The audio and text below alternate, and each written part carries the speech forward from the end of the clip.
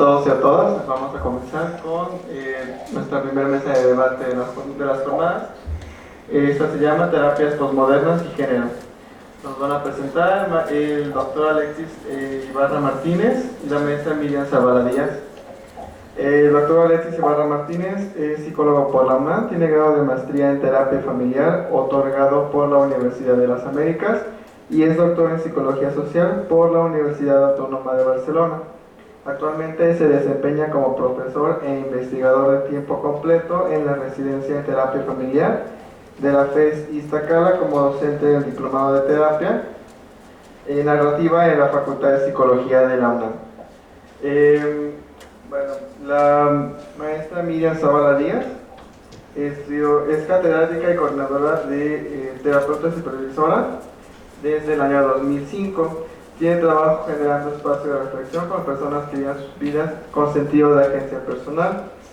Actualmente funge como catedrática, terapeuta y supervisora en la Facultad de Psicología. Es coordinadora del diplomado de terapia narrativa. Tiene una maestría en terapia familiar y una especialidad en terapia de pareja.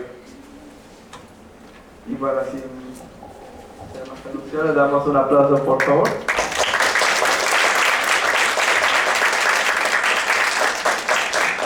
Y le cedo la palabra al ponente.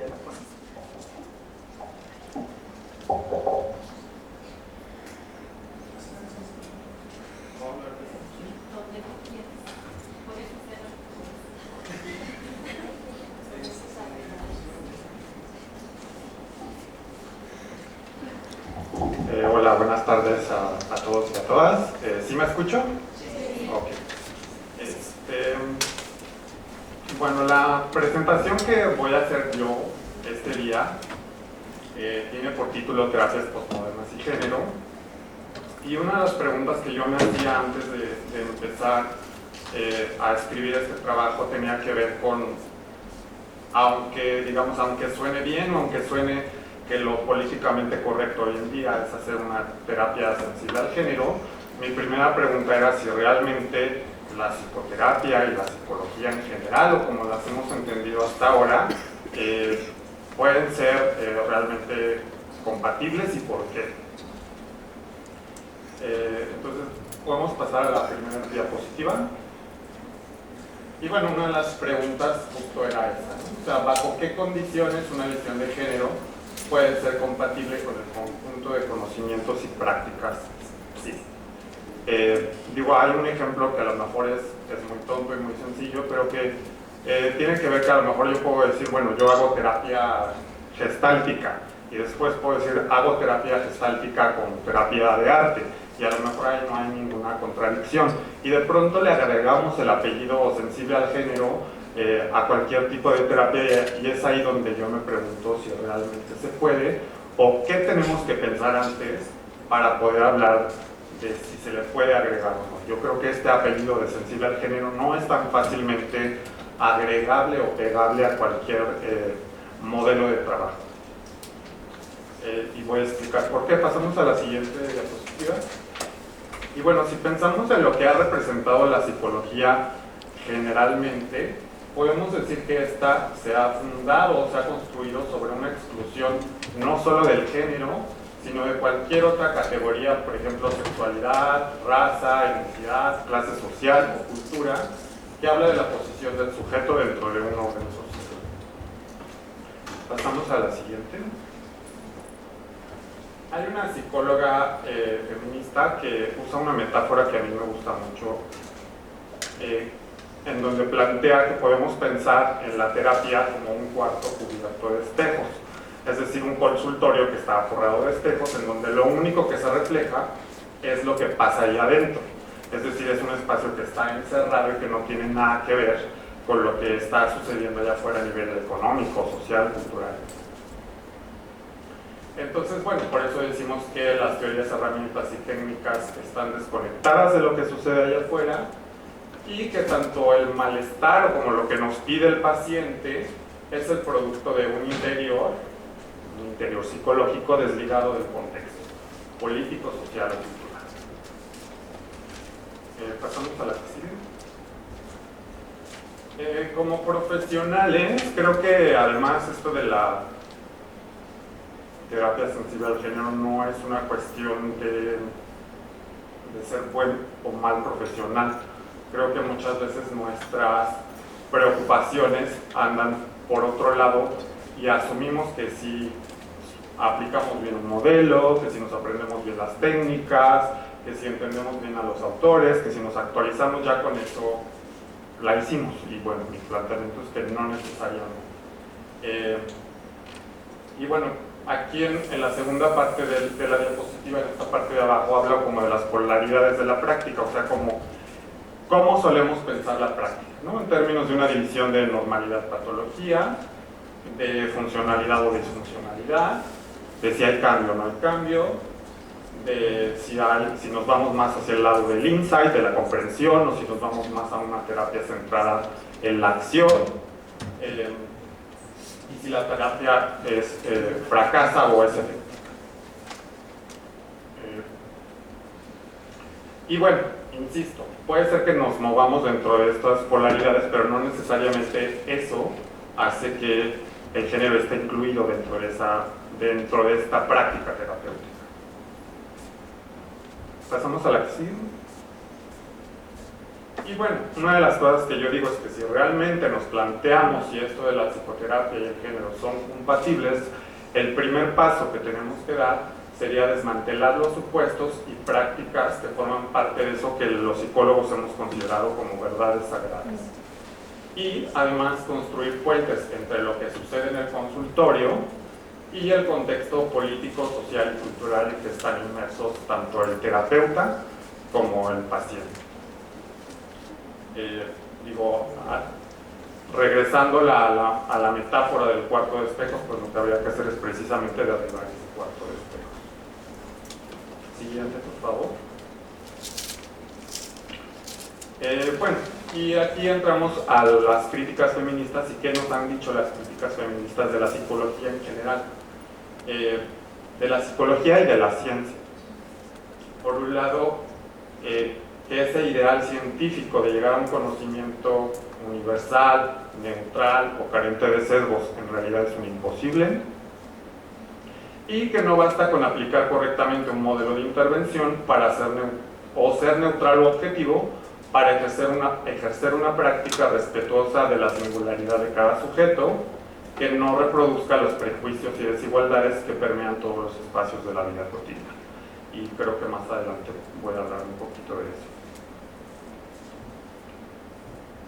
Siguiente.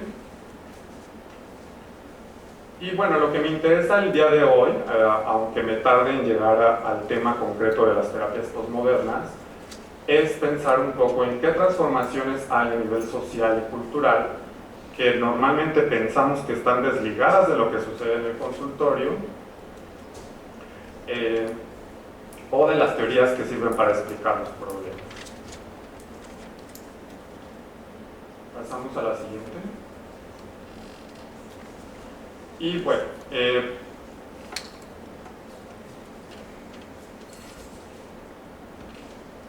me interesa también plantearles cuál es como el marco teórico o la posición de la que estoy hablando, porque creo que si no, no se va a entender mucho lo que estoy diciendo.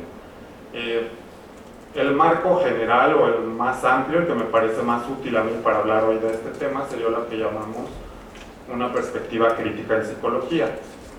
¿Qué significa esto? En primer paso, examinar los supuestos y prácticas de la disciplina, o sea, cuáles son los puntos de partida de la psicología, evaluar los efectos que tiene este conocimiento a nivel social o cultural, pensar qué condiciones económicas, culturales y políticas hacen que florezcan determinadas comprensiones de lo psicológico, y visibilizar que cualquier conocimiento sobre lo psicológico nunca es neutral, universal, siempre está inserto dentro de un momento histórico y social. La siguiente. Y bueno, rápidamente les planteo algunos de los marcos en los que me baso. Luego podemos detenernos en ellos si quieren en el momento de las preguntas. La crítica postmoderna, las perspectivas críticas en psicología social, lo que llamaríamos los construccionismos sociales, algunos planteamientos postestructuralistas sobre la identidad o la subjetividad, y en general las prácticas narrativas y colaborativas en terapia. Siguiente. Bueno, entonces lo que yo les voy a plantear es hablar de lo psicológico más que como un conjunto de conocimientos, como un conjunto de discursos. Un discurso, ¿qué quiere decir esto? Son prácticas lingüísticas que mantienen y promueven relaciones sociales. Actúan para producir, fijar y regular determinadas versiones de la realidad y de los sujetos. Es decir, no es solo lo que decimos, sino las consecuencias que tiene lo que decimos. Siguiente, por favor.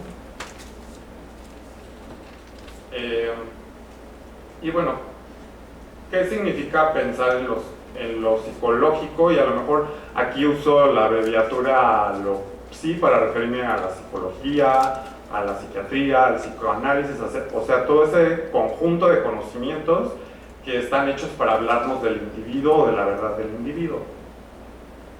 Entonces, bueno, las preguntas que para mí son básicas son: ¿qué condiciones sociales hacen posible la emergencia de ciertas versiones de lo psicológico? ¿Cómo adquieren un estatus y además un estatus de verdad? ¿Quién está facultado para hablar de lo psicológico y con qué autoridad? Y cómo determinadas definiciones de lo psicológico moldean la experiencia de los sujetos, los modos en que se comprenden y se relacionan consigo mismos. La que sigue, por favor. Y bueno, aquí voy a plantear algo que a mí me parece importante y que tiene que ver con las características del momento en que vivimos. Afortunado o desafortunadamente, creo que este es un tema que los psicólogos no reflexionamos mucho. Ya no existe como esa división tajante entre el conocimiento puro o científico y el conocimiento popular de lo psicológico. Y digo, como ejemplo, basta que se metan a internet, a YouTube o a cualquier lugar en donde cualquiera pueda hablar de lo que es lo psicológico. Y bueno, esto se debe a que vivimos en sociedades cada vez más globalizadas e interconectadas, que hay tecnologías de la información que antes no existían, que hay una rápida difusión del conocimiento, y eso hace que justo estas fronteras que antes eran muy claras, o esta pirámide del conocimiento en donde lo científico estaba arriba y lo popular estaba abajo, pues de pronto desaparezcan. Y bueno, también hay una proliferación de expertos que se presentan como autorizados para hablar del malestar, sus causas y sus remedios. Yo lo planteo como que estamos saturados de discursos del opcio. Y otra vez basta prender la televisión, basta prender el radio para oír que cualquiera, un locutor, un periodista, una actriz, una modelo, nos puede dar consejos sobre cómo vivir bien, cómo relacionarnos, cómo amar, etc. Siguiente, por favor. Y bueno, de lo que voy a hablar es que de estos discursos son múltiples y son contradictorios, pero que finalmente, más allá de que sean verdaderos o no, tienen un impacto en cómo nos vemos y cómo vemos a los demás. Siguiente. Bueno, voy a hablar de 3 discursos que seguramente no abarcan todos los discursos de lo psicológico, pero a mí me parece que son los que mayor presencia tienen en la sociedad en este momento y que de alguna manera creo que son familiares o conocidos para todos. No necesariamente, y eso lo aclaro, representan modelos o corrientes teóricas. Puede ser que incluyan algunos modelos o corrientes teóricas, pero para mí son maneras de pensar que andan circulando en todos lados. Entonces el primero sería el discurso de la patología, que digamos retoma la división médica entre lo saludable y lo patológico y simplemente lo aplica a lo psicológico. Otro planteamiento de este discurso es que la salud como tal es muy difícil de identificar. Lo que es más fácil de identificar es cuando hay patología. Entonces, ¿a qué nos hemos dedicado? Precisamente a evaluar, clasificar y medir todas las variantes y manifestaciones de la desviación y de la anormalidad. Siguiente. Y bueno, este discurso parte de ideas que no necesariamente son explícitas, pero que voy a mencionar aquí, que todos tenemos estructuras internas que nos determinan, que todo el malestar o el sufrimiento es siempre psicológico, y por psicológico aquí hay que entender individual, Y otra de las cosas es que no promete liberarnos de la patología, pero nos dice que si la conocemos podemos disminuir nuestro sufrimiento. Y yo lo pongo que esto se traduce en una especie de mandato, que sería la orden de conócete a ti mismo, ¿no? Todos tenemos la obligación de conocernos a nosotros mismos, porque ahora sí que si andamos por el mundo con patologías y no lo sabemos, pues nos puede ir muy mal. Siguiente. ¿Qué consecuencias tiene este discurso? Y van a ver que hay similitudes con otros. Pues hay una división tajante entre el experto y el no experto. Coloca al psicólogo en la tarea de diagnosticar y a la persona en el papel de paciente pasivo, el que recibe el diagnóstico únicamente. Pasamos a la que sigue. Y bueno, este discurso, aunque yo digo que ya es muy viejo en la psicología, pues sigue vivito y coleando. Hay una promesa de abarcar, identificar y clasificar todas las variantes de la patología que persiste dentro y fuera de los ámbitos científicos de la psicología. Yo digo, basta con ver que el DSM aumenta en su número de trastornos año con año o edición con edición, y basta con pensar que nosotros en la vida cotidiana también usamos muchos términos que antes eran exclusivos del psicólogo. Le decimos a nuestro amigo que es bipolar, a nuestra pareja que es depresiva, etcétera, etcétera. Bueno, pasamos a la que sigue.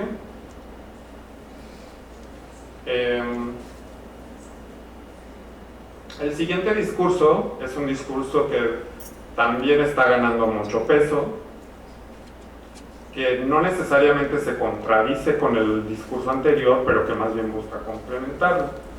Y tiene la idea, otra vez, de conocer el malestar, pero de encontrar, además, un conjunto de diagnósticos claramente identificables y de poder identificar que este malestar siempre tiene una raíz de origen médico. O sea, algo anda mal en el funcionamiento de nuestros cuerpos, en particular de nuestro cerebro, que nos hacen funcionar mal. ¿Y qué nos propone? Pues que todo se resuelve a través de medios farmacológicos. ¿Qué es todo? La conducta, el pensamiento, la emoción, el deseo sexual, la productividad laboral, etcétera, etcétera. Siguiente. Y bueno, de lo que nos habla es que el yo no tiene un sustrato psicológico como en el discurso anterior, sino algo que podríamos llamar un sustrato neuroquímico, y eso lo dice un sociólogo que se llama Nicholas Rose. Siguiente. Y bueno, el problema es que es un discurso que nos hace vigilarnos a nosotros mismos en términos de que siempre hay un peligro o un riesgo de poder padecer alguno de estos diagnósticos y no tenerlo identificado. Siguiente.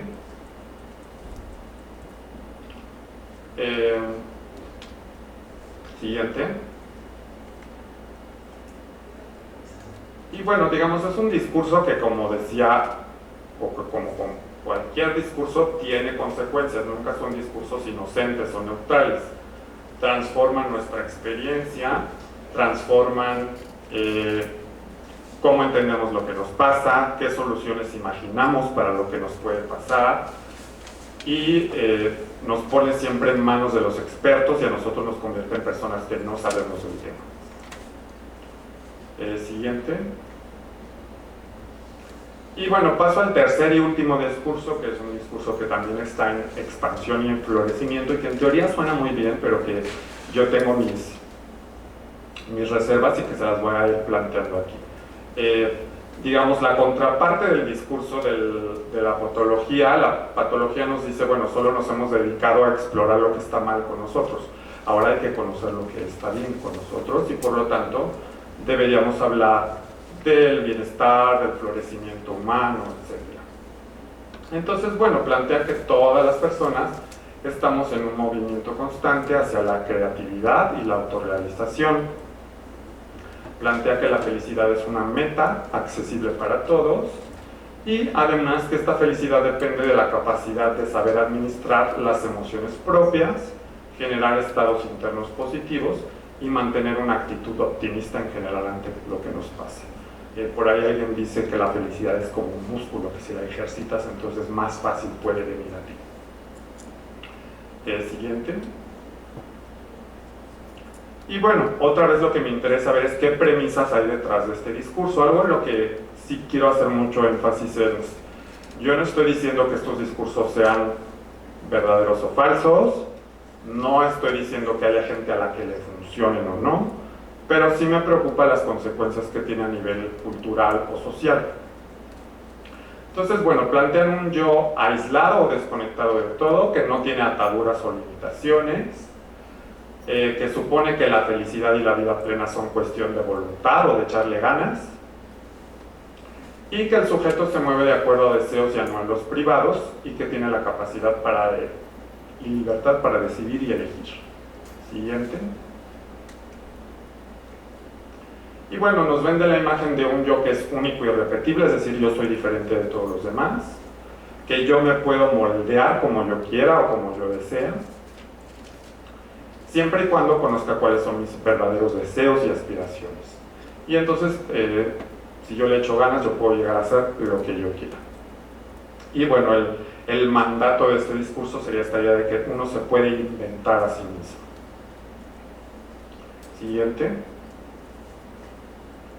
Y bueno, aquí también, si en el discurso patologizante hablábamos de que hay una especie de equilibrio en el sentido de que existe una polaridad entre patología y salud, aquí hay una trampa en este discurso que no necesariamente se considera, que es que ya ese equilibrio desaparece. O sea, no es esta idea de, pues si no estoy enfermo o si no tengo ninguna patología notable, luego entonces debo estar sano. Aquí lo que se instaura es una idea hacia el más o hacia la maximización. Es decir, no hay un punto de equilibrio, sino siempre puedo ser más feliz, más pleno. Siempre puedo estar en ese movimiento hacia arriba. Y además, nunca puedo saber si mi felicidad es igual que la del vecino, o si la felicidad ya llegó a esos niveles que, por ejemplo, me prometieron el conductor de radio o el motivador profesional, etc. Entonces, siempre tenemos como ese temor de no estar a la altura. Pasamos a la que sigue.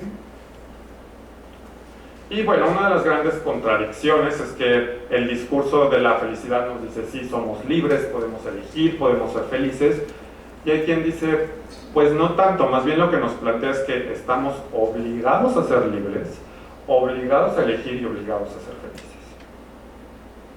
Y bueno, se abre como un abismo entre esto que yo vivo cotidianamente en mi vida de diario y ese ideal o ese estándar que de pronto parece inalcanzable y que nadie conoce, que es esta felicidad plena.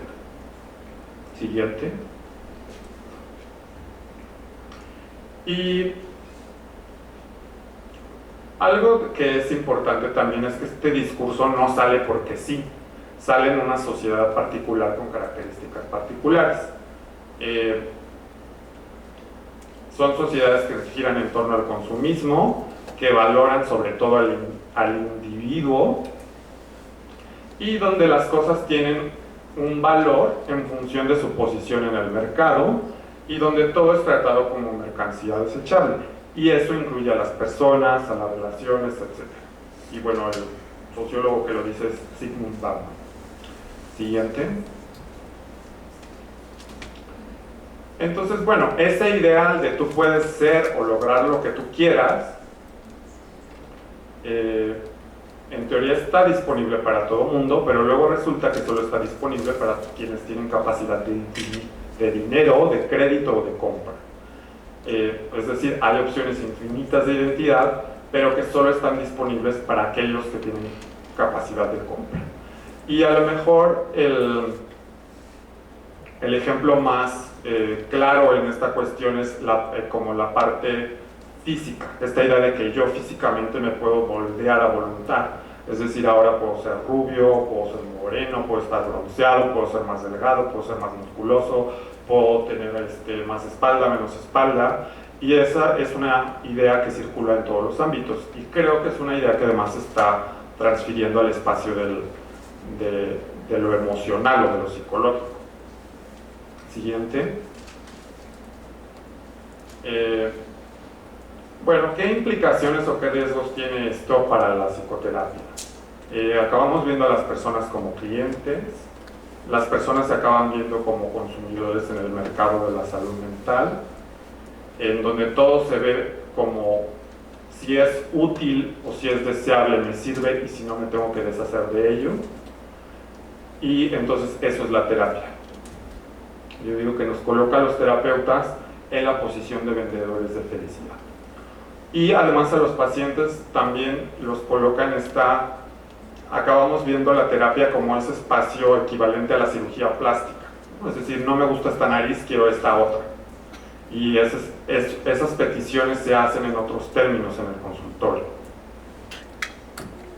Siguiente. Bueno, aunque son discursos muy diferentes, tienen elementos en común y es de lo que voy a hablar ahorita.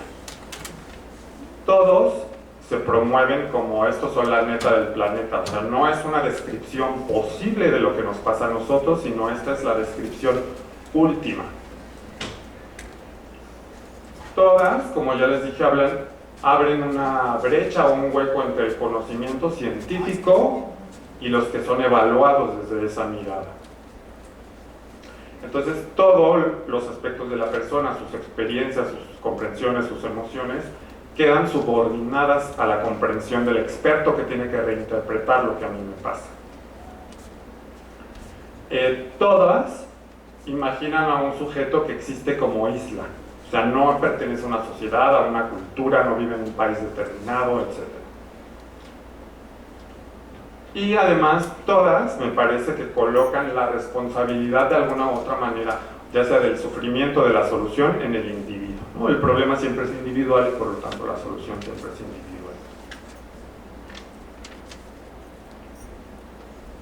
Pasamos a la siguiente.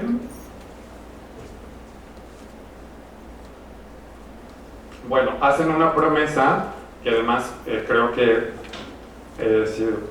para que no se nos olvide el objetivo de esta conversación del día de hoy, justo lo que hacen es eliminar el género o cualquier otro elemento de la ecuación, porque nos dicen esto es aplicable para todos y todas, con independencia de dónde estén, cómo vivan o qué experiencia hayan tenido a lo largo de su trayectoria. Entonces, pues ni el género, ni la sexualidad, ni la raza, ni la clase social, ni las condiciones materiales de vida se vuelven importantes. Simplemente se asumen como descripciones neutrales de lo humano, es decir, libres de sesgos, de culturales o de cualquier otro tipo. Siguiente. Y bueno, ahora doy el salto justo a ¿y qué han dicho las feministas o las teóricas del género en general de la psicología? Aunque suene como muy amplio hablar así de la psicología. Pero para empezar dicen, bueno, eso que nos han vendido como esta división natural y trascendental entre lo saludable y lo enfermizo o lo patológico, no se aplica a todos, reflejan un conjunto de valores muy específicos y lo que ellas se preguntan es, bueno, ¿y de quién son estos valores o quién los promueve? Para empezar dicen, son valores que son de las sociedades occidentales contemporáneas. Entonces, bueno, ahí ya descartamos a una parte importante de la población. Por ejemplo, se tiende a etiquetar la autonomía y la independencia como cuestiones saludables, mientras cualquier aspecto de la vida que hable de conexión, de interdependencia, se suele patologizar. Eso ya es un estándar de tipo occidental. Solo pensemos en la famosa etiqueta de codependencia. También dicen, estas descripciones neutrales incorporan una idea de una manera oculta, si ustedes quieren, entre lo femenino y lo masculino, donde lo masculino se ve como lo saludable y lo femenino suele patologizarse. Otro ejemplo es la idea de racionalidad, se ve como un ejemplo de cordura y de salud. La idea de emocionalidad, que se asocia generalmente a lo femenino, suele patologizarse. Pasamos a la que sigue.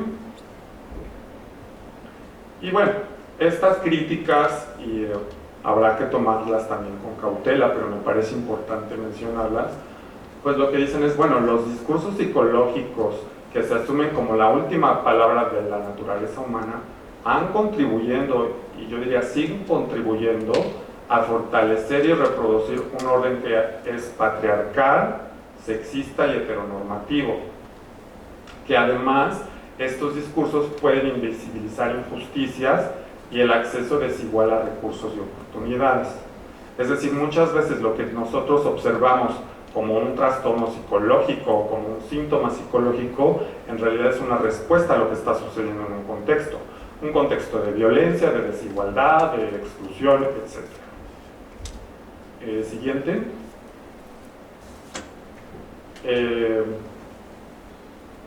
Y bueno, justo lo que hace el lenguaje patologizante es que omite que el sufrimiento individual siempre es una reacción a algo que sucede en el entorno.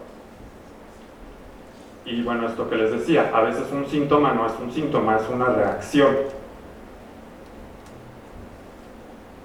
Pasamos a la que sigue.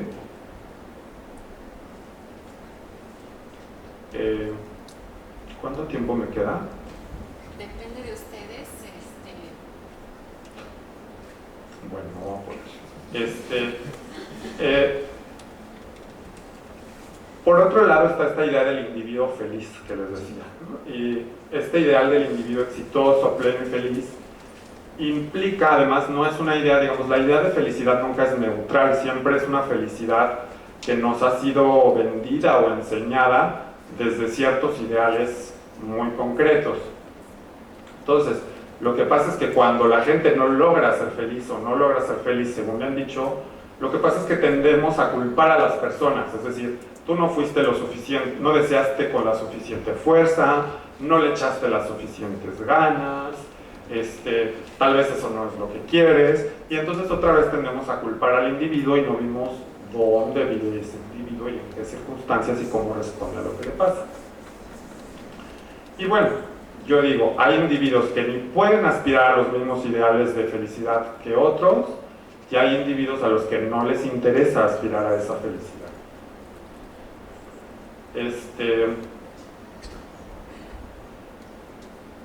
Bueno, sí, siguiente.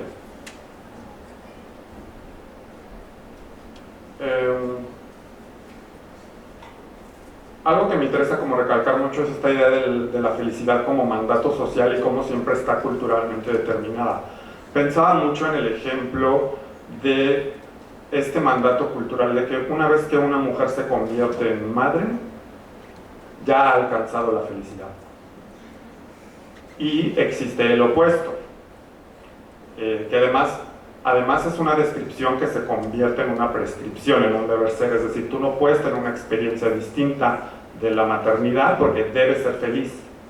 Y está la otra parte, si una mujer por alguna circunstancia o elección no es madre, entonces está el otro mandato, tú no puedes ser feliz porque las mujeres solo alcanzan la cúspide de la felicidad y de su meta en este mundo cuando son madres. Entonces siempre esos mandatos tienen ese contexto social y ese matiz de género que nunca se toma en cuenta. O bueno, una mujer puede ser feliz o debe ser feliz cuidando a los demás y siendo ama de casa, pero el hombre debe ser feliz en términos de proveedor exitoso. Entonces, bueno, ahí es donde están estas trampas que a mí me interesa señalar. Y bueno, digamos, es una dicotomía muy atrapante porque acabamos viendo todos en términos de es felicidad o no es felicidad, cuando las personas creo que somos mucho más complicadas y podemos hablar de nuestras experiencias y de nuestras historias en otros términos que no estén como más allá del blanco y el negro. Y bueno, también esta idea de que hay personas que necesitan ponerle palabras a su malestar y que eso es importante y eso es, no hay que olvidar que la psicoterapia tiene también esa función. Pasamos a lo que sigue. La que sigue.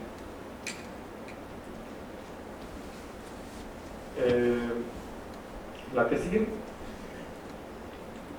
Bueno, esas no las alcanzo a leer.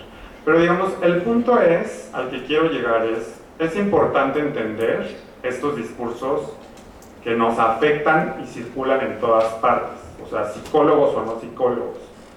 Y es importante entender también que entonces no cualquier descripción de lo psicológico o no cualquier teoría psicológica siempre es compatible o siempre encaja dentro de una visión de género.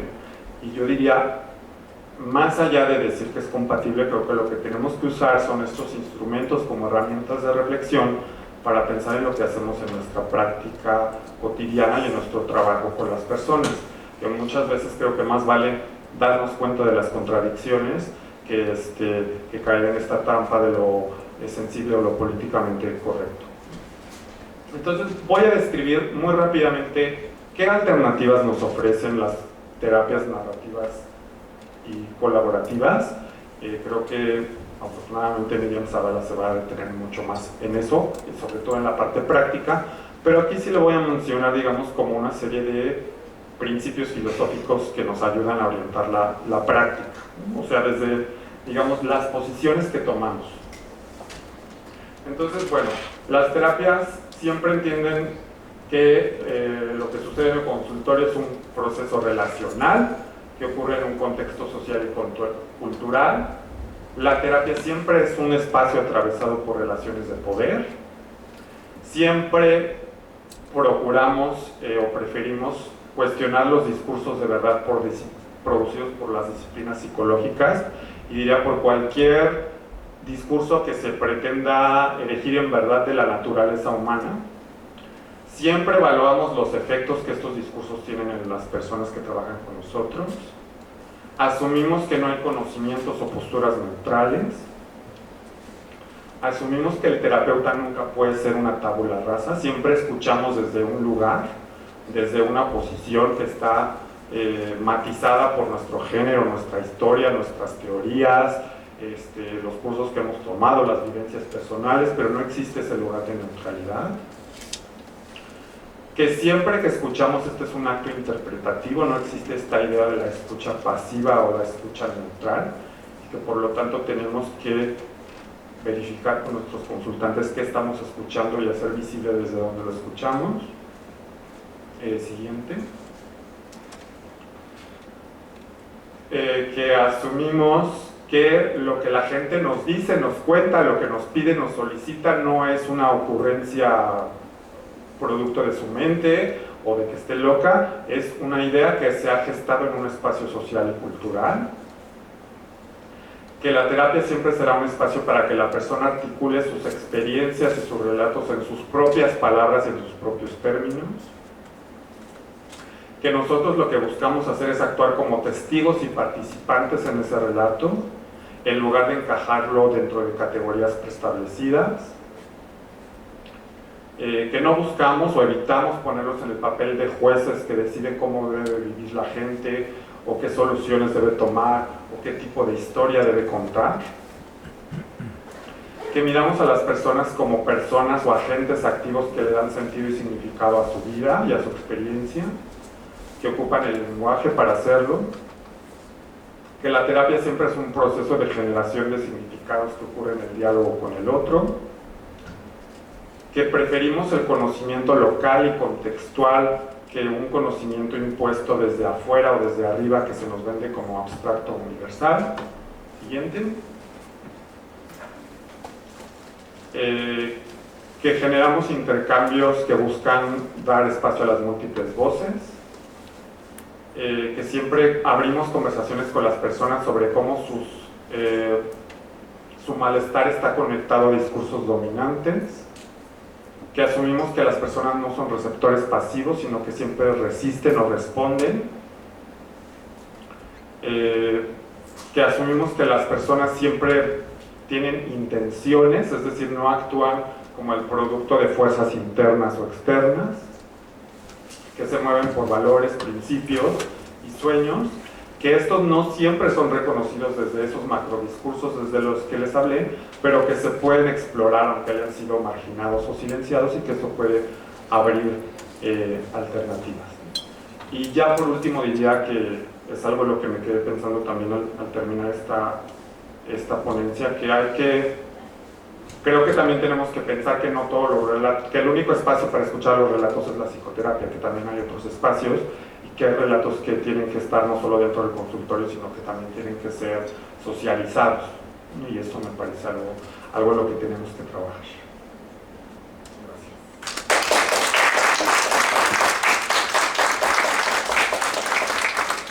La idea es que continuamos con la maestra Miriam y al final damos el espacio para el diálogo entre todos y todas, ¿vale?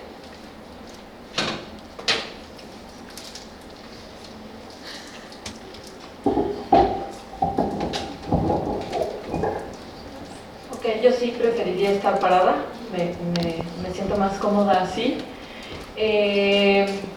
Bueno, la idea es que yo les quiero platicar un poquito. Yo trabajo sobre todo acompañando terapeutas a formarse, aquí en la facultad, en la División de Educación Continua, y me interesa muchísimo que podamos tener una conversación acerca de cómo este entrecruzamiento entre el género, la terapia y la posmodernidad nos puede llevar a lugares diferentes en términos de cómo nos estamos pensando el espacio terapéutico. Mi idea será mucho más que podamos interactuar entre ustedes y yo conforme voy hablando, aunque al final tengamos espacio para las preguntas, ¿sí? La que sigue, por favor. Ok, les voy a pedir de entrada que imaginen un espacio terapéutico, ¿sí? El que ustedes conozcan, del que ustedes sepan, el que ustedes hayan experimentado o del que están estudiando, ¿sí? Pero que se imaginen que la actividad principal de la persona que está haciendo la terapia sea preguntar, y que sus preguntas sean hechas desde la curiosidad y la ignorancia, desde el no saber, y desde una postura de colaboración y horizontalidad. ¿Se pueden imaginar un espacio terapéutico así? ¿Sí? ¿Sí se lo pueden imaginar? Ok, qué gusto. Ahora veamos algunas de las preguntas que podríamos pensar que se pueden hacer en ese espacio terapéutico. La siguiente, por favor. Y me gustaría un poco que estuvieran pendientes de qué piensan cuando escuchan estas preguntas, ¿sí? ¿De dónde crees que proviene esta definición de ti misma de ser demandante? ¿Qué otras posibles voces dirías que silencia esta descripción? ¿Algunas de esas otras voces dicen algo que concuerde más con tu experiencia? ¿Crees que este tipo de definiciones son más propias de los hombres o de las mujeres en nuestra cultura? ¿Cómo entiendes desde tu experiencia que esta sea una descripción más femenina que masculina? Ok, son algunas de las preguntas que hice en una conversación con una mujer. Vamos a ver la siguiente, traigo 3 ejemplos de esto y vamos a ver qué pasa. ¿Desde cuándo esta idea de tener el control ha estado presente en tu relación? ¿De qué manera dirías que influye esta idea sobre la forma en la que te relacionas con tu pareja? ¿Cómo ha afectado esta idea tu habilidad para escucharla? ¿Qué otras cosas te impide hacer esta idea? ¿Y eso es algo con lo que estás de acuerdo o te gustaría estar menos bajo la influencia de esta idea? La siguiente. Esta es una tercera conversación. ¿Dirías que este aislamiento es resultado de la homofobia que predomina en tu familia? ¿De qué otras formas la homofobia te ha llevado a hacer cosas que no quieres hacer? ¿Dirías que eres la única que sufre en tu familia como resultado de la presencia de la homofobia? ¿O hay alguien más? ¿Cómo te las has arreglado para que a pesar de la presencia de la homofobia hayas podido hablar con tu hija acerca de tu gayidad? ¿Qué sueños y esperanzas estabas tratando de proteger al hacerlo? Ok. Estas 3 conversaciones, que bueno, les falta la respuesta, ¿verdad? Pero estas son las preguntas, porque lo que me interesa es que nos fijemos en lo que hace el terapeuta o la terapeuta. ¿Qué les hace pensar estas preguntas? Así rápido. 3 personas. Muy rápido, ¿eh? No les hace pensar nada. Les suenan súper normales, súper lógicas, las haríamos todo el tiempo. ¿Cómo suenan estas preguntas?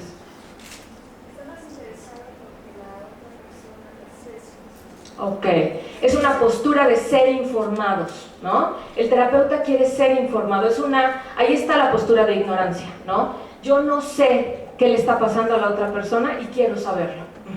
No son preguntas de estas que parecen preguntas, pero que son afirmaciones disfrazadas de preguntas, ¿sí? No hablan de un conocimiento que posea el terapeuta o la terapeuta y que está escondido un poco en su pregunta y solo quiere ser confirmado o reafirmado con el sí o el no del consultante, ¿no?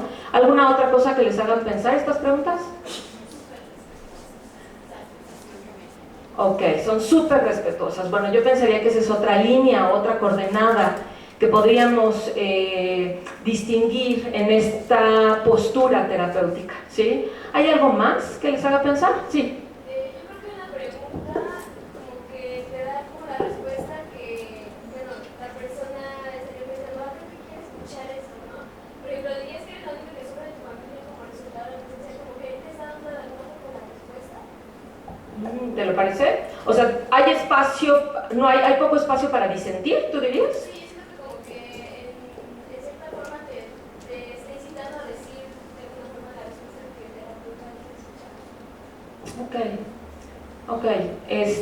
Justo la idea es la contraria. No sé si a lo mejor tiene que ver con el tono o la forma en la que se podría preguntar, porque te diría que justo la intención es, y ahorita lo vamos a ver, y vamos a ver cómo llegamos a estas preguntas, la intención es abrir espacio, no cerrarlo, ¿no? Ok, me quedo con esa nota. Sí, allá atrás había otra mano. Sí. Creo que también parten como de la externalización del problema, ¿no? De llevar a la persona, bueno, a través de estas preguntas se hace notar que la persona no es el problema, sino está afuera y depende de muchos otros factores. Ok. ¿Y sabes algo de terapia narrativa o lo acá? Ok. Entonces tú estás haciendo un poco de trampa. Ok, sí. Hay una distinción entre la persona, la experiencia de la persona y aquello que nosotros entendemos como el problema, ¿sí? Vamos a ver un poco cuáles son las ideas que informan a estas preguntas. La siguiente, por favor. Ok, la siguiente. Entonces la idea será un poco que nosotros podamos conversar ahorita en un rato cuáles son las ideas que están detrás de estas preguntas, cómo es que podemos llegar a hacernos preguntas como estas y cómo es que podemos llegar a pensar en el espacio terapéutico de esta manera. Yo pensaría que para fines de esta conversación me voy a centrar en tres grandes cuerpos críticos y que además de alguna manera me dio pie excelente lo que les platicó Alexis, porque de alguna manera voy a pasar por los mismos lugares. De entrada, quiero mencionar algunas de las ideas venidas de la posmodernidad. ¿Alguien ha oído hablar, solo levanten la mano, de la posmodernidad? ¿Sí? Ok.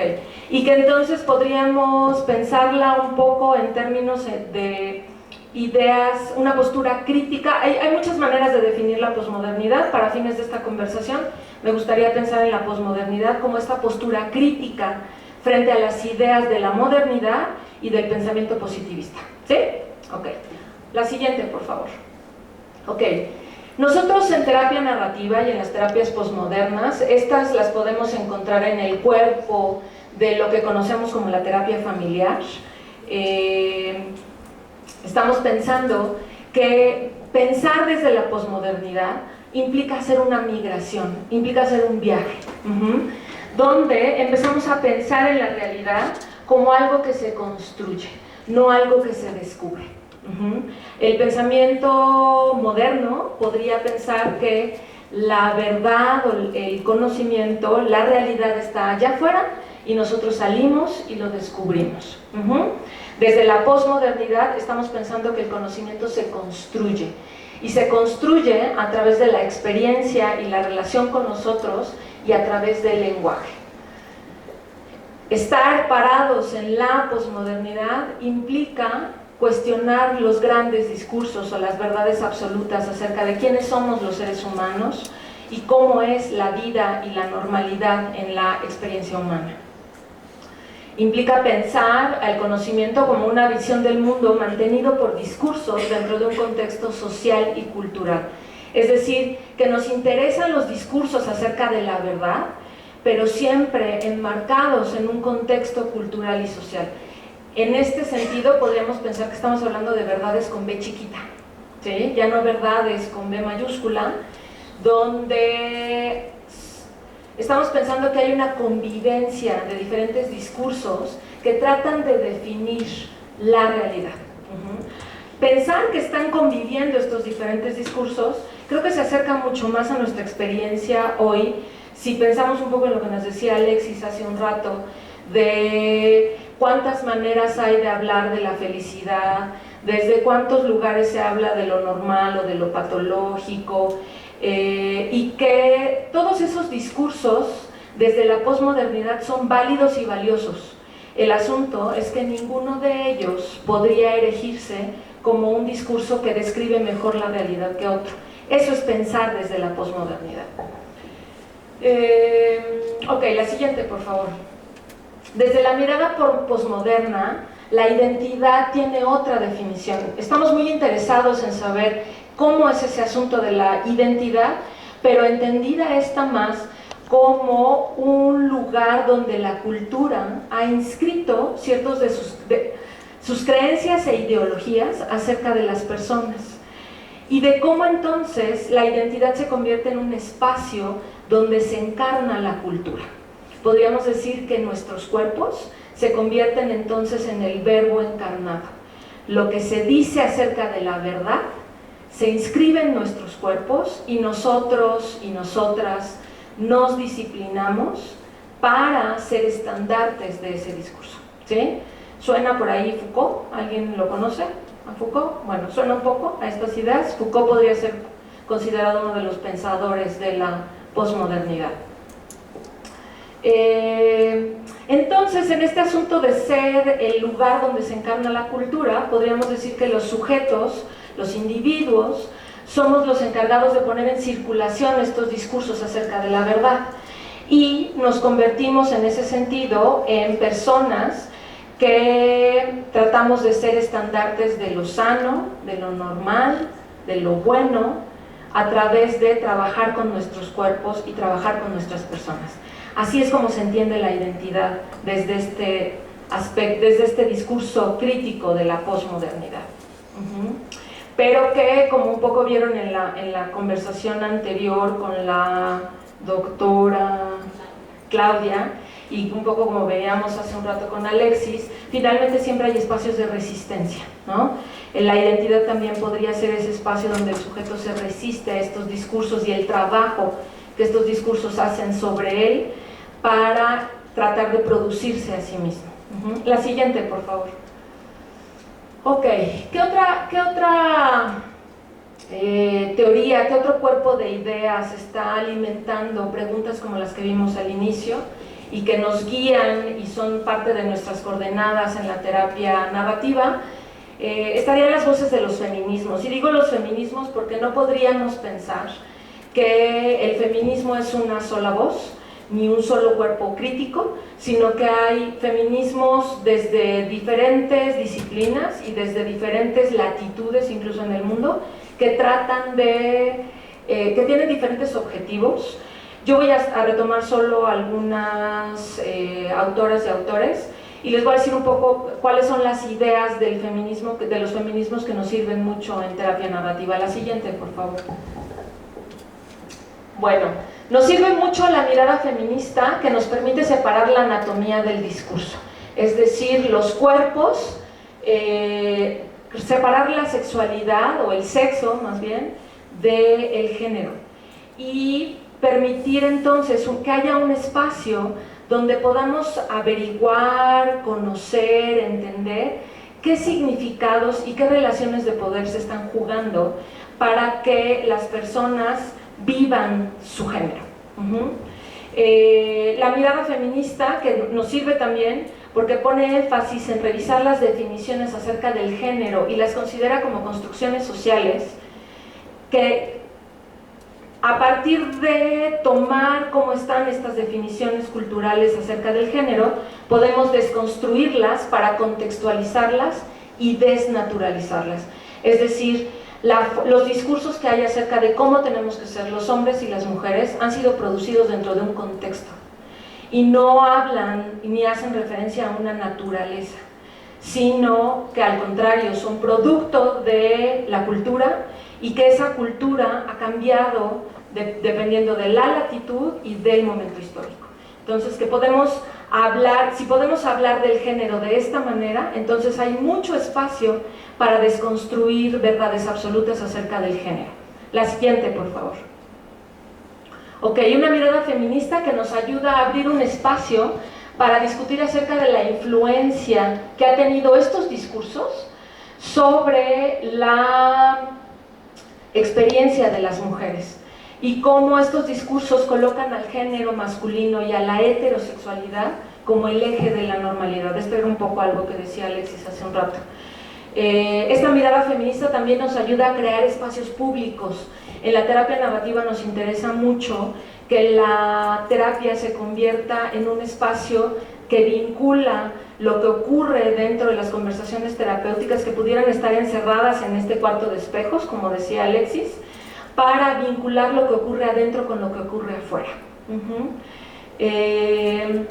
Y entonces nos interesa poner a discusión estos discursos de poder acerca de la naturaleza del género femenino y del género masculino, y las separar esos discursos de la identidad de las personas, y que entonces a través de generar esa separación podamos tener una mirada crítica de qué dicen estos discursos acerca de los géneros.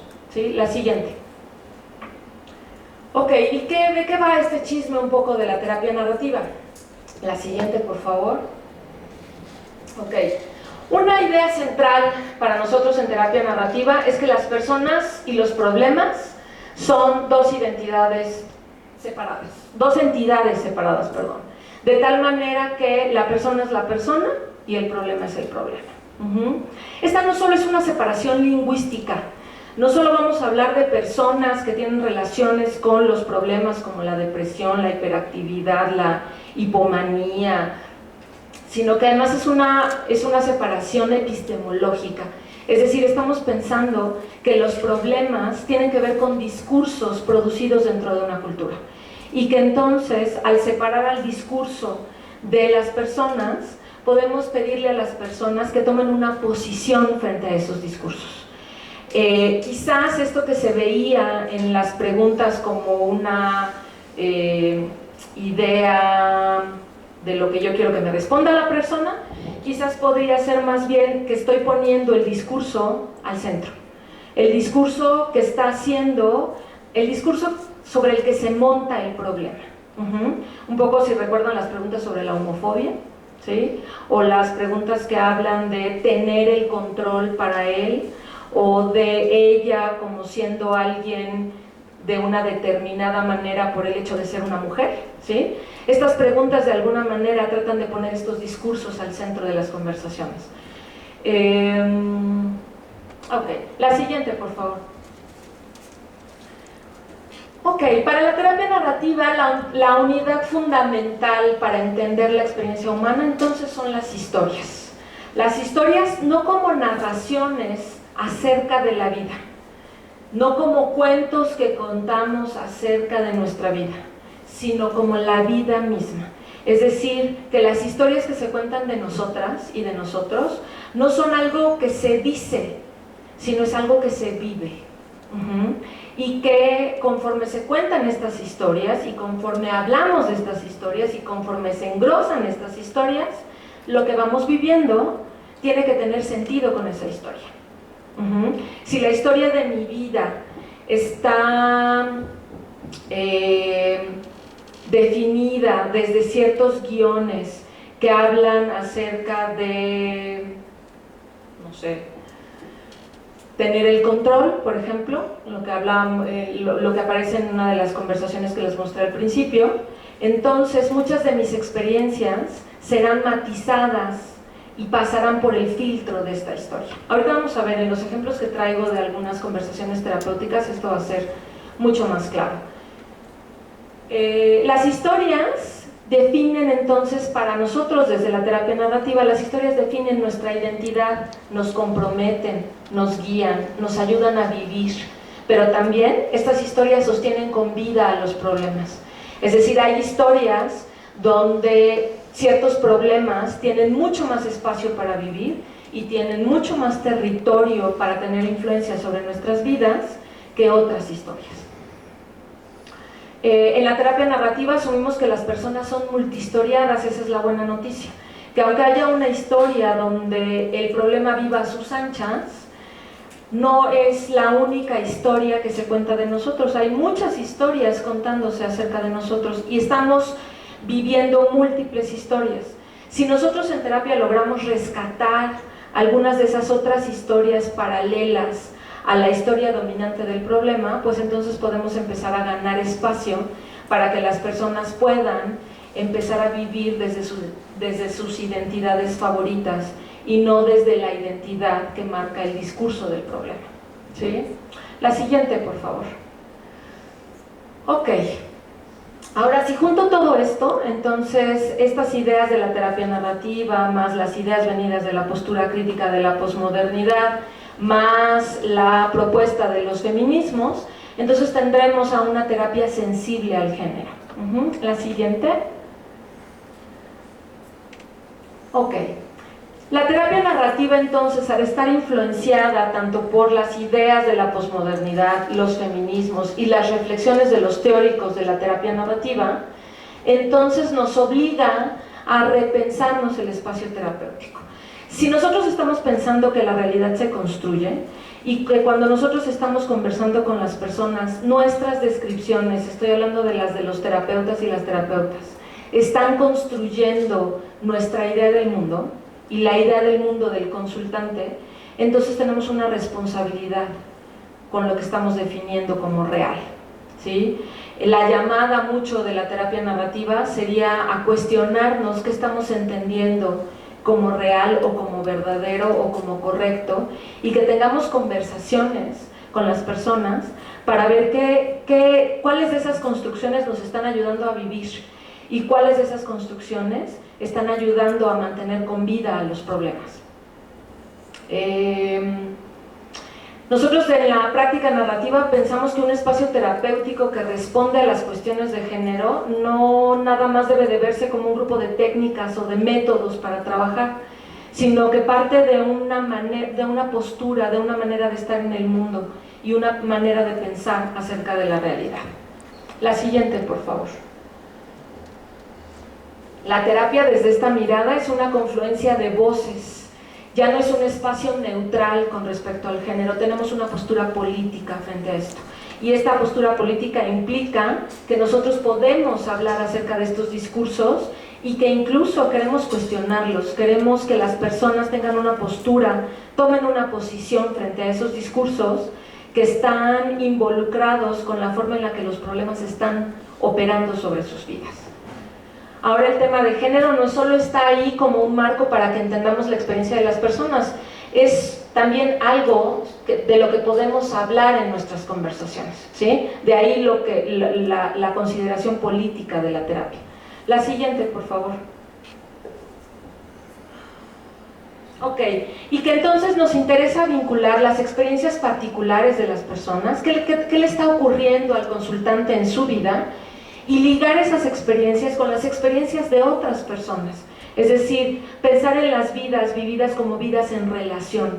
Las personas están construyendo su idea de los problemas también a través de significados entendidos en conjunto con las otras personas con las que viven y enmarcadas dentro de una cultura.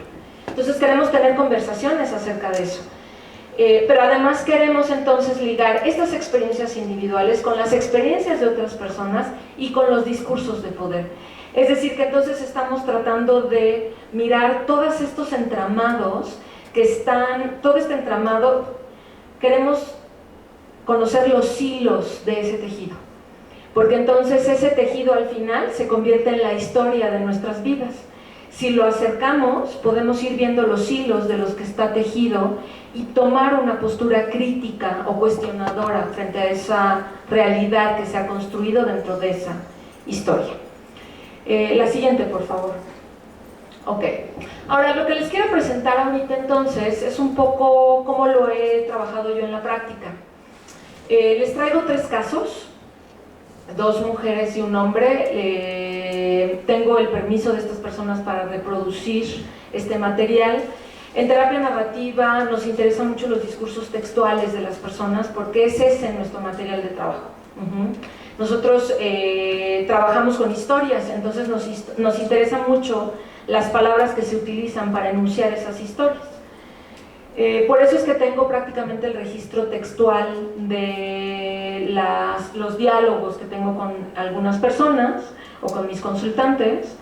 Y bueno, por supuesto, esto sobre todo está aquí para ustedes, al servicio de ustedes, con la generosidad de las personas con las que trabajo y para que podamos ver cómo se va enlazando y aterrizando en la práctica esto que les hemos venido platicando durante estas casi hora y media, ¿sí? La siguiente, por favor. Ok, lo que les voy a presentar primero es el discurso inicial de la persona en las primeras sesiones, ¿sí?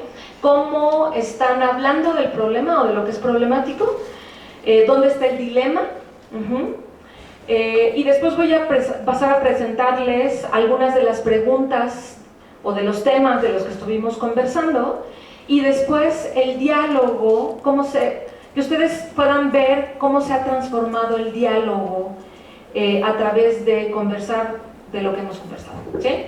Entonces, bueno, en primer lugar les presento a Ángela, y esto es lo que me dice Ángela en nuestras primeras sesiones. Él me dice que quiere estar conmigo y con la bebé. En esos momentos se ve ilusionado, con ganas, pero después algo pasa y se arrepiente. Me dice que no puede, que no quiere esa responsabilidad. Yo trato de estar tranquila, pero de repente me gana la ansiedad. Me digo que tengo que encontrar la forma de convencerlo. Lo busco, le pido que hablemos. Él me dice que está atrapado entre la persona que es y la que yo quiero que sea. Eso me duele, me desilusiona y mejor me alejo. Me digo que yo sola puedo con la bebé y que estaremos mucho mejor solas. Después él me busca. Yo estoy enojada, pero lo trato bien. Lo trato bien porque no quiero que por mi culpa se aleje. Me besa, nos abrazamos y lloramos juntos. Ahora ya no sé qué es lo correcto. Mis dudas están hechas de esperanzas, de la esperanza de formar juntos una familia. ¿Suena? ¿Cómo suena? ¿Se les ocurren, no me lo digan, ¿verdad? Pero se les ocurren preguntas que hacerle a Ángela? ¿Se les ocurre por dónde se irían ustedes en sus conversaciones?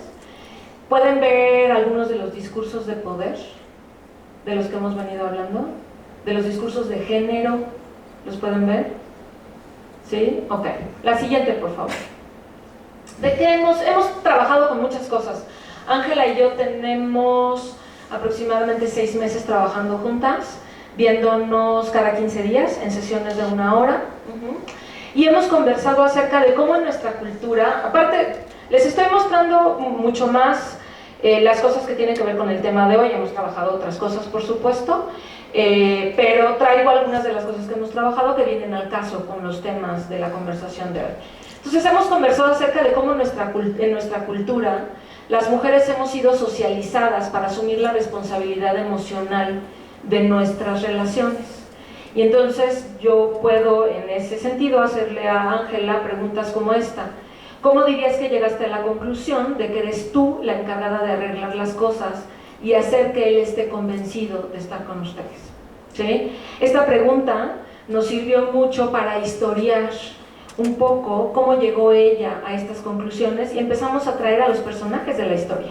Y los personajes de la historia tienen que ver mucho con su mamá y su abuela, que por alguna razón, en varias de las conversaciones que tengo con mujeres, la mamá y la abuela tienen un lugar, vamos a ver que en el otro ejemplo que traigo también la mamá y la abuela han tenido un lugar preponderante para mantener con vida ciertos discursos acerca del género femenino. Hemos hablado, por ejemplo, Ángela y yo también, de hacer visibles los discursos acerca del amor y las relaciones de pareja. Nos hemos puesto a escuchar canciones juntas. Yo le he llevado algunas canciones de la música que le gusta y las hemos leído juntas y las hemos discutido. Hemos discutido acerca de cómo en las canciones están los discursos acerca de cómo tiene que ser el amor y las relaciones de pareja y de quiénes somos las mujeres en esos discursos.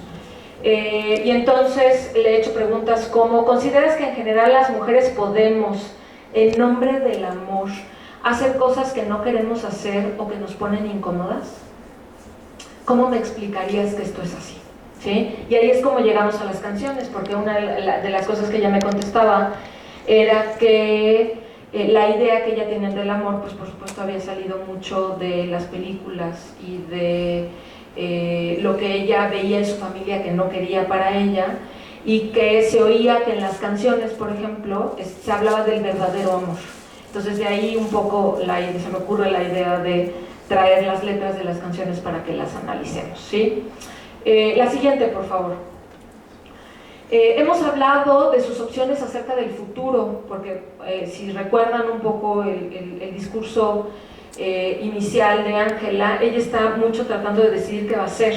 Ella está recién, su bebita tiene, ahorita ya debe tener como 1 año, pero estaba, cuando yo la conocí, su bebita tenía meses, y la pareja, el papá de la bebé, estaba yendo y viniendo, intentando decidir si se quedaba con ella, si se hacía responsable o se desaparecía de sus vidas.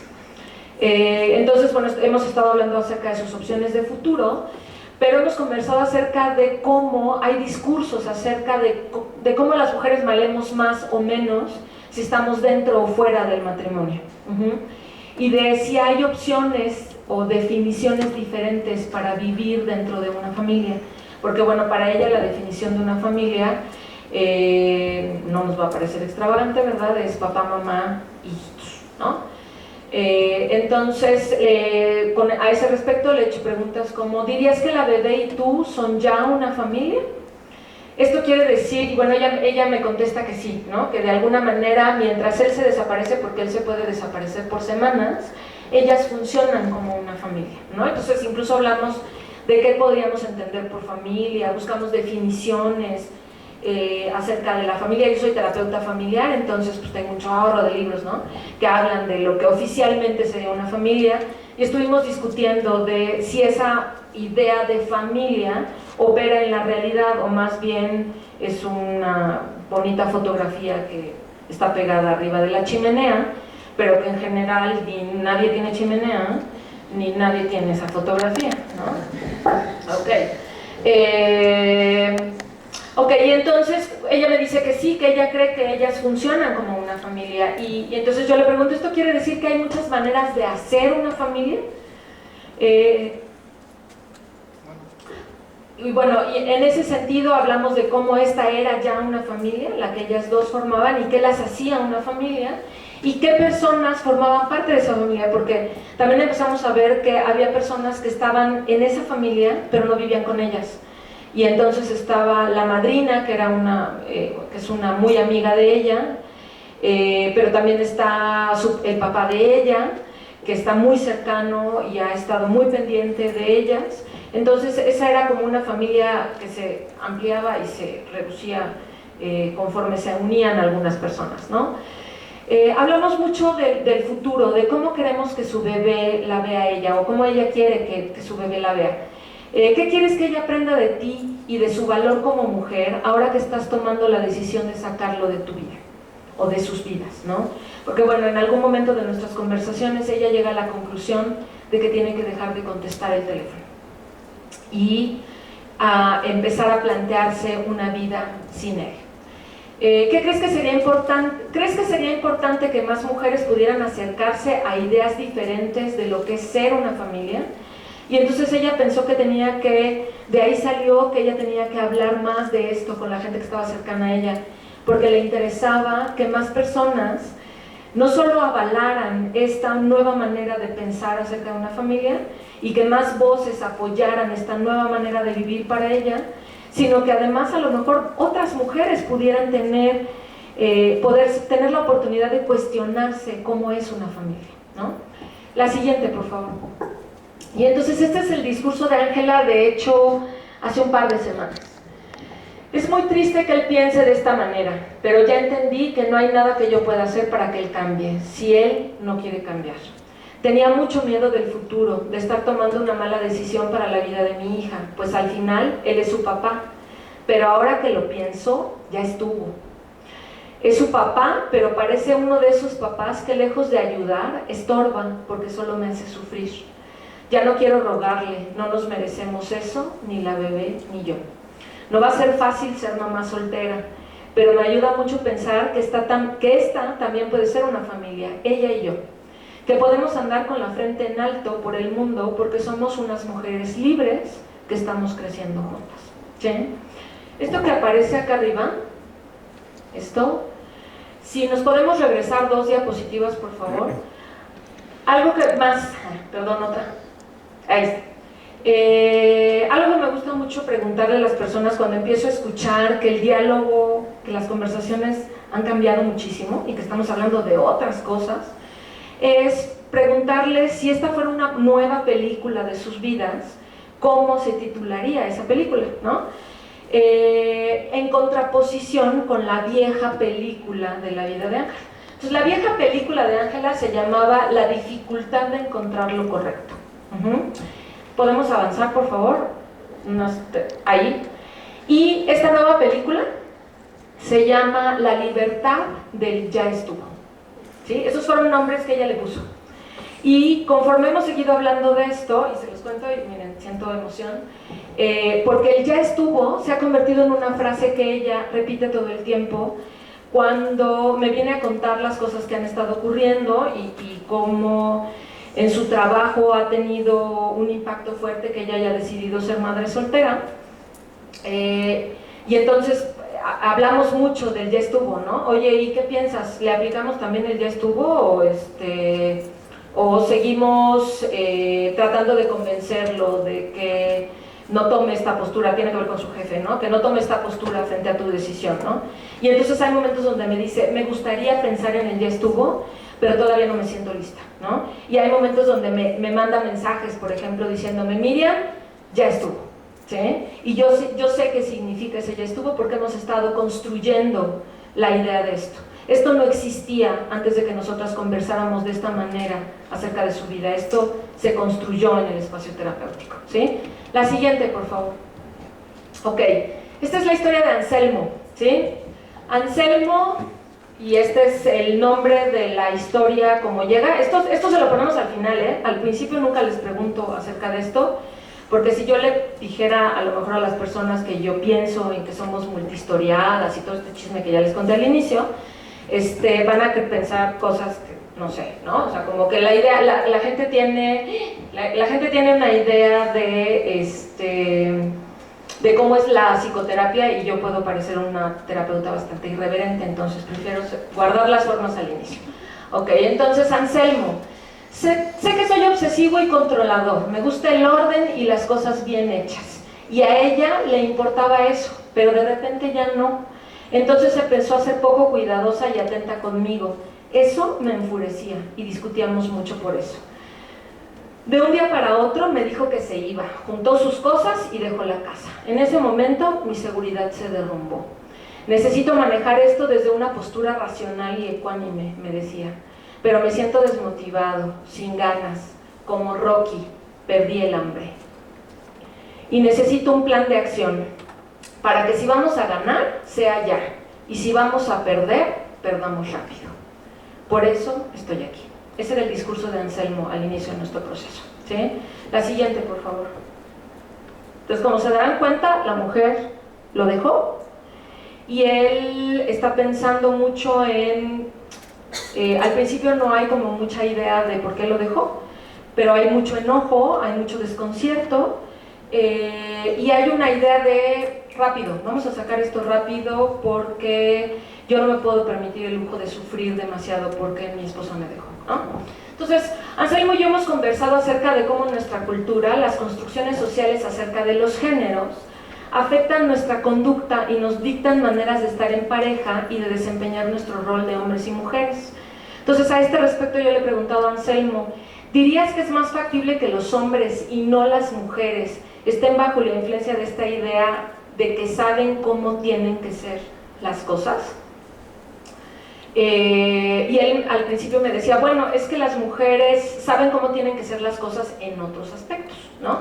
Me decía, a lo mejor con la comida, con los hijos, ellos no tienen hijos, pero en estas cosas acerca de cómo tenemos que gastar el dinero y a dónde tenemos que ir de vacaciones y cuánto podemos gastar mensual, en esas cosas yo sé cómo se tienen que hacer las cosas. Y entonces hablamos de cómo se explicaba él esto y de dónde venían estas ideas y cómo había construido él estas ideas acerca de esto, y empezamos a ver cómo empezamos a encontrar espacios donde este discurso ya no funcionaba tan bien o donde lo ponía bastante incómodo.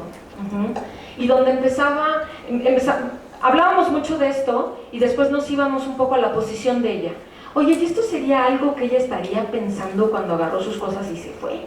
¿Sí? Y entonces ahí él empezó a abrir los ojos y a subir las cejas, pensando en que empezaba a entender qué le había pasado a ella. Otra de las preguntas que le hice a este respecto es: ¿consideras que actuar bajo la influencia de estas ideas te llevó a hacer cosas que la lastimaron? Y bueno, ahí hubo momentos muy dramáticos en nuestras conversaciones donde él, híjole, pues les diría que intentaba llorar, ni siquiera creo que le costaba mucho trabajo, creo que hacía muchos años que no lloraba.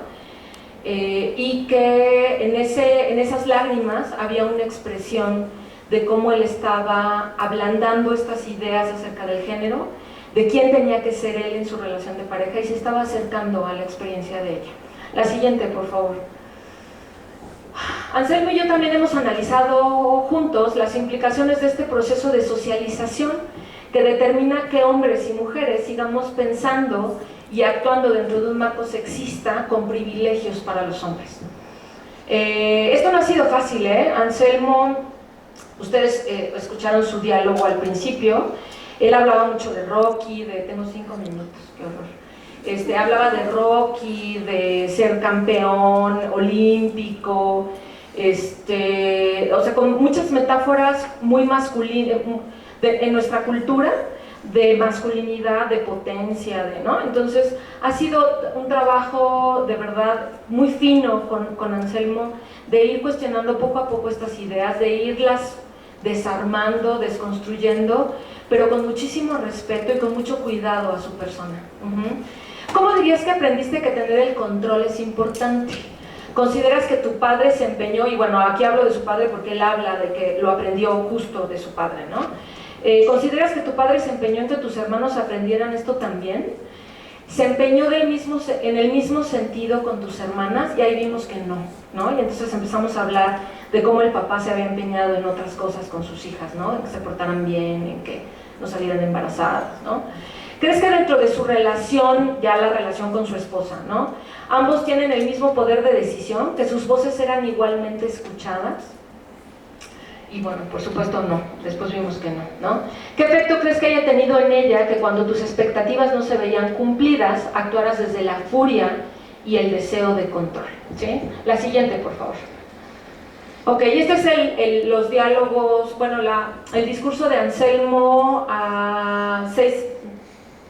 como 8 meses después o 9 meses después de haber empezado a trabajar. Alguna vez alguien me dijo que soy capaz de pasar por encima de quien sea con tal de tener lo que quiero. Tal vez eso fue lo que me pasó con ella, que buscando que ella fuera como yo quería, la atropellé y me convertí en su papá. Ahora empiezo a estar consciente de mis imposiciones y quiero aprender a controlar mi necesidad de control y dejar de entrometerme en lo que ella decida, dejar de tratarla como a una niña o a una subordinada. Aunque ya no pueda regresar con ella, porque esto es algo que estamos viendo que ya prácticamente va a suceder, ¿no? Ella ya prácticamente decidió que no quiere estar con él, aunque no lo ha anunciado oficialmente. Aunque ella ya no pueda regresar con ella, esto me está sirviendo para aprender que esto de estar en pareja es tener una compañera y no una empleada. Ahora entiendo que tengo que aprender a escuchar a las mujeres si quiero estar en pareja, ¿sí? Y bueno, la historia de Anselmo, la película de Anselmo, esta nueva historia, se llama ahora Quiero aprender a escuchar. Antes se llamaba El campeón sin corona, ahora se llama Quiero aprender a escuchar, ¿no? Ahí en esa historia parece que ya no hay ningún ningún Rocky, ¿no? Hay más bien un hombre que quiere compartir con una mujer en un espacio de igualdad, ¿no? Son las 7 de la noche, se supone que oficialmente en este momento tendría que acabar. Tengo otra viñeta y podría estar otros 10 minutitos aquí, pero si ustedes ya quieren que terminemos, terminamos, porque ya hasta nos comimos el tiempo de las preguntas, ¿no? Ustedes digan. ¿Hay disponibilidad? ¿Vemos la otra viñeta? Digan sí o no. ¿Sí? Levanta la mano quien quiera, sí. Rápido. Ok, sale, vamos, la que sigue. Ok, esta es Olga, la historia de Olga y la fuerza que se perdió, ¿sí? Me siento muy perdida en lo personal y en lo profesional, no sé por qué ando enojada y agresiva todo el tiempo. No puedo comunicarme con mi esposo, necesito su cariño, me hace falta, pero estamos metidos en ese círculo donde nos dejamos de hablar por días. Él se enoja mucho cuando yo no dejo que me ayude, le gustaría que yo fuera productiva y exitosa. Entonces intenta darme consejos, pero a mí me hace sentir como una tonta, que no sabe hacer las cosas. Tal vez soy muy insegura y tengo que trabajar en mí, en hacer cosas distintas, en no dudar tanto de lo que tengo que hacer. He perdido mi fuerza y todo el tiempo tengo miedo de equivocarme. Ahí es cuando él más se enoja conmigo, cuando desaprueba lo que hago, y entonces yo me pongo toda nerviosa, estresada y vulnerable. Quiero volver a ser la mujer segura que era antes de casarme. Este es el discurso de Olga al inicio. La que sigue, por favor. Ok, y Olga y yo hemos hablado acerca de los modos de pensar sexistas que restringen las opciones de las mujeres para dirigir sus propias vidas, con preguntas como: ¿cómo entiendes que a partir de que te casas sientes que tu fuerza se desaparece o se merma? Y si piensas en las mujeres de tu familia, si piensas en las mujeres de tu familia, ¿crees que ellas también se vieron atacadas por esta pérdida de fuerza? ¿Sí? Y entonces empezamos a hablar de cómo, en la medida en la que las mujeres de su familia se casaban, empezaban a subordinarse a los maridos y empezaban a estar mucho más pendientes de los deseos y las necesidades de ellos en vez de las de ellas. ¿Quién sabe de dónde se sacaron esa idea loca? La que sigue, por favor. Ok. Hemos nombrado juntas la violencia e identificado sus expresiones y su relación con el machismo y el sexismo. ¿Qué efecto tiene en ti ver que ignorar y aplicar la ley del hielo aparece en el violentómetro? Sí, un día se me ocurrió sacar el violentómetro. ¿Lo conocen? Ok. Identificar las acciones de él como violencia ayuda a entender de alguna manera el alejamiento de tu fuerza.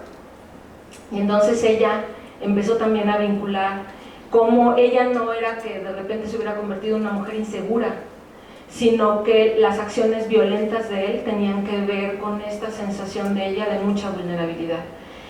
Y hemos identificado juntas los mensajes culturales con los que somos bombardeadas las mujeres para vivir como amenazadores o peligrosos, la soledad y el rechazo.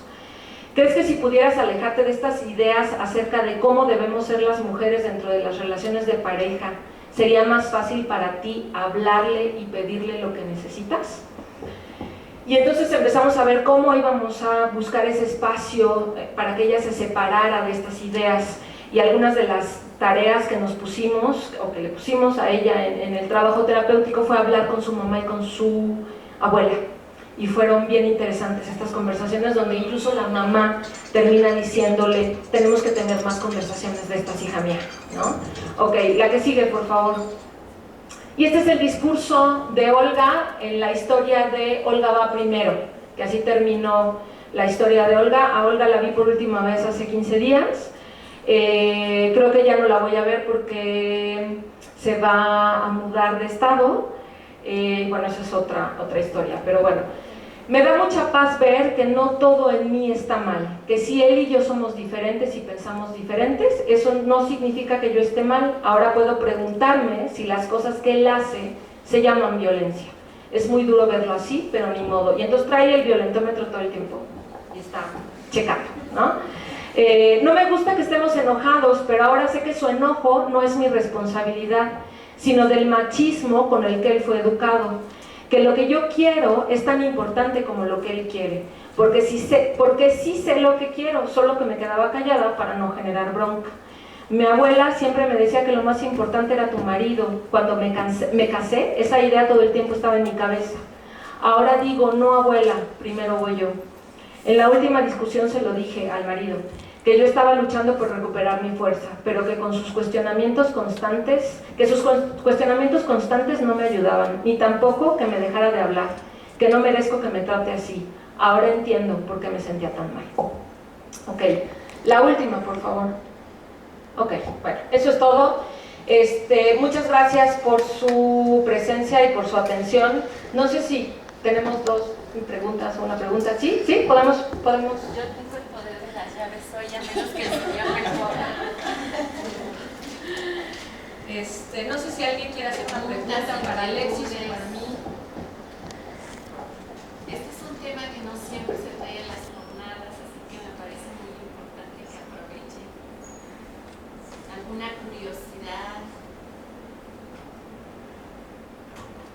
No fue tan claro. ¿Les da vueltas la cabeza? Sí. En esa importancia del lenguaje como constructor de realidades, ¿qué diferencia habría entre una terapia con perspectiva de género y una terapia sensible de género? O sea, es importante esos dos temas. Hacer la distinción entre sensible al género y con perspectiva de género.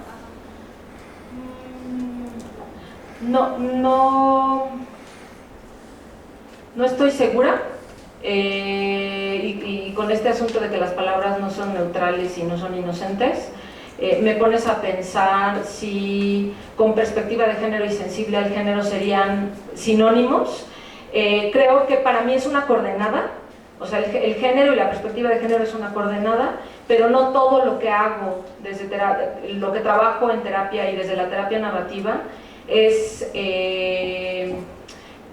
como lo que les mostré, es decir, a veces estoy hablando desde otras latitudes, aunque no, esa se vuelve siempre, es una coordenada siempre para mí que me guía y que me dice, que incluso me marca algunos tiempos y algunos temas para las conversaciones terapéuticas, o sea, nunca lo dejo de ver, y creo que esa perspectiva siempre está ahí como un filtro desde donde veo, y que eso me hace sensible al tema, ¿no?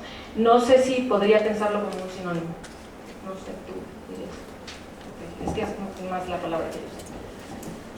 Sí. Bueno, estas historias que ven, esas películas que hacen, ¿cuánto tiempo les das como a cada una? O sea, desde la primera hasta la segunda, ¿sientes de que tú te das cuenta que hay un cambio o hay cierto tiempo? ¿O cómo manejas para que hagan la primera película y la segunda? ¿O si hay varias? No, cuando yo me empiezo a dar cuenta que la narración y que el discurso está cambiando, yo regreso mucho a las sesiones anteriores. Es decir, puedo decir cosas como, oye, a ver, ¿te gustaría escuchar lo que me decías respecto de lo mismo hace 4 meses? ¿No? Y no tiene que ver con tiempo específico, sino cuando yo voy escuchando claramente un giro en el discurso, ¿no? Y entonces traigo el discurso anterior y empezamos a ver que parece hasta otra persona, ¿no? O parece otra historia completamente diferente. Y entonces ahí es donde me gusta empezar a introducir esta metáfora de la película, ¿no? De que ya pareciera que estamos en otra película y que muchas de las cosas que se están viviendo podrían pertenecer a otra película, y es ahí donde surge la idea de ponerle nombre a la anterior, a la vieja y a la nueva. Esto no quiere decir que la vieja no siga existiendo, ¿eh? La vieja, lo que empieza a pasar con estas historias es que empiezan a competir por la taquilla, ¿no? Y entonces de repente se vuelve mucho más taquillera la nueva historia y hay muchas más cosas que se viven desde ahí, pero la vieja historia sigue ahí, a veces teniendo escenas nuevas, ¿no? ¿Solamente 2 o podrías meter como...? No más, claro, por supuesto. De hecho, en esta idea de la multihistorialidad, podríamos pensar que hay muchas y que incluso hoy puede ser esta y mañana ya cambió y ya no se llama como se llamaba. Hoy, a lo mejor mañana el ya estuvo se convierte en otra cosa, ¿no? Sí, claro. Sí.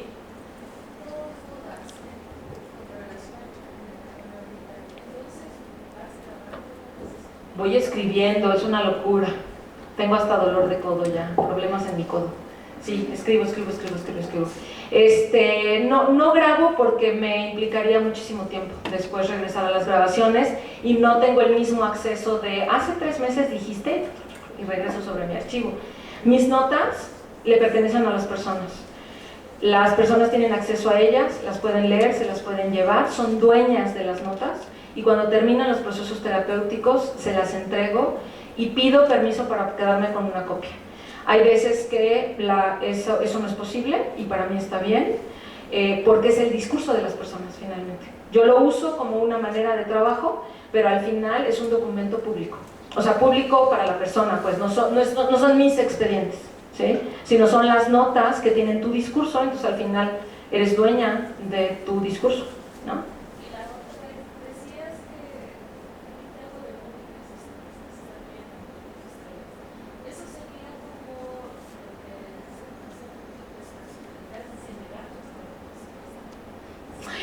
Pues fíjate que desde la posmodernidad nosotros pensamos en múltiples identidades, ¿eh? O sea, como pensamos en las personas como colonia de yos, ¿sí? Y que esto, y bueno, ha sido tema de conversaciones hasta divertidas con mis consultantes, ¿no? De que ahora ya resulté 3 o 4 personas al mismo tiempo, ¿no? Hay varias voces hablando dentro de mi cabeza, y esto tiene que ver con los discursos sociales, con darle espacio a estas voces de la cultura que nos están hablando y que están encarnadas en mi abuela, en mi padre, en mi mamá, ¿no? O sea, al final estas personas también están bajo los influjos de esos discursos y son representantes y encarnación de esos discursos. Entonces, no es que tengas múltiple personalidad, sino que más bien es una identidad es una multiplicidad de identidades en una misma persona, pues, ¿no? O el yo desde el ya estuvo, y el yo desde perdí mi fuerza, y el yo la que es tu esposa, pero el yo la que era antes de casarme, y todas esas, y mi yo adolescente, mis yos futuros, ¿no? La yo que se va a convertir en viejita, ¿no? Todas esa colonia de yos, podemos conversar con ella y la podemos usar en las conversaciones terapéuticas, ¿no? Una más y ya, ¿sí? Ajá. Es un poco rara la pregunta. Bueno, el empoderamiento, lo que es acabar con el sexismo y el machismo, o la sensibilización con respecto al género, por mi parte yo considero que está muy bien para el crecimiento de una persona. Pero mi pregunta es a ustedes como terapeuta es, ¿encuentran algún pero en ello? Me refiero a que para mí está bien. Ajá. A ustedes que ya son profesionales y conocen todo eso, ¿encuentran algún pero en hacer eso con las personas?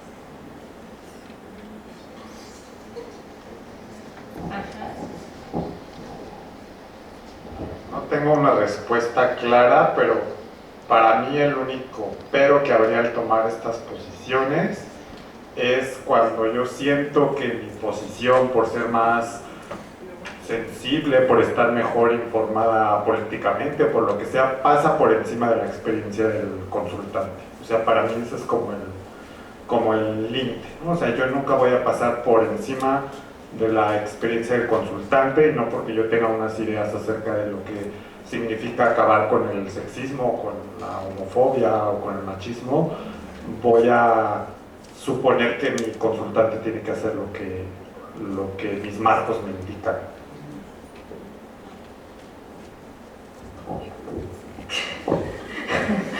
Ya, no pasó nada. Sabes, a mí, a lo mejor un poco pensando en lo que dice Alexis, para mí lo que ocurriría es que hay cosas que no me son invisibles, ¿no? Y ante las que no tengo una postura, más bien, no asumo que no hay neutralidad, entonces tengo una postura y veo que mi mirada acerca de las cosas está muy muy lejos de donde está la persona, y que entonces, si bien introduzco estas preguntas, si estas preguntas son rebotadas, y si la persona me dijera, por ejemplo, oye, yo estoy pensando que tú quieres que yo te conteste algo, y a mí eso no me late, ¿no? Porque además lo planteo así, ¿no? Oye, tengo una pregunta y puede ser un poco loca, y si no tiene mucho sentido para ti, la tiramos a la basura.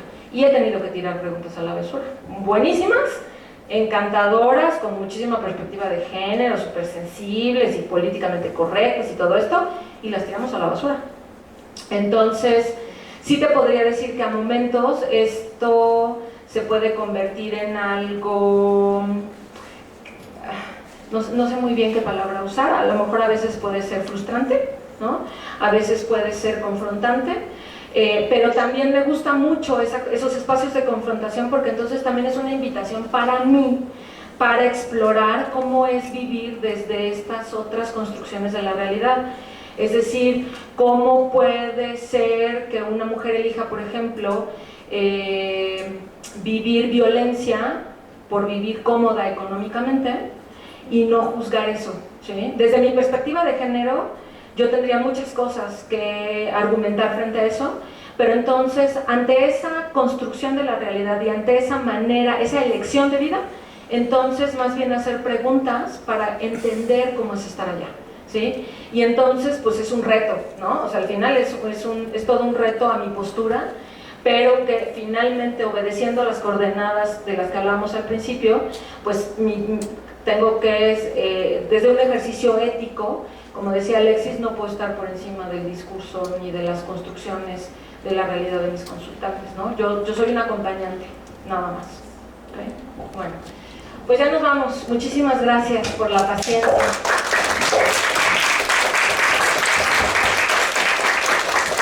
Yo quiero agradecerle antes de que les entreguen su constancia a Miriam y a Alexis, porque se salieron del cuarto de espejos para venir a platicar aquí. Sé que estaban como con muchas cosas experimentando por venir a hablar de esto y creo que lo hicieron maravillosamente. No, o sea, justo en no ser este tipo de espacios en donde se dialoga, agradezco en verdad muchísimo de manera personal y creo que nos dejan muchas cosas para pensar. Ojalá que no sea la última vez que nos compartan sus experiencias. Gracias a los dos y les entregamos una constancia en nombre de toda la organización de las jornadas, esperando que nos compartan para las quintas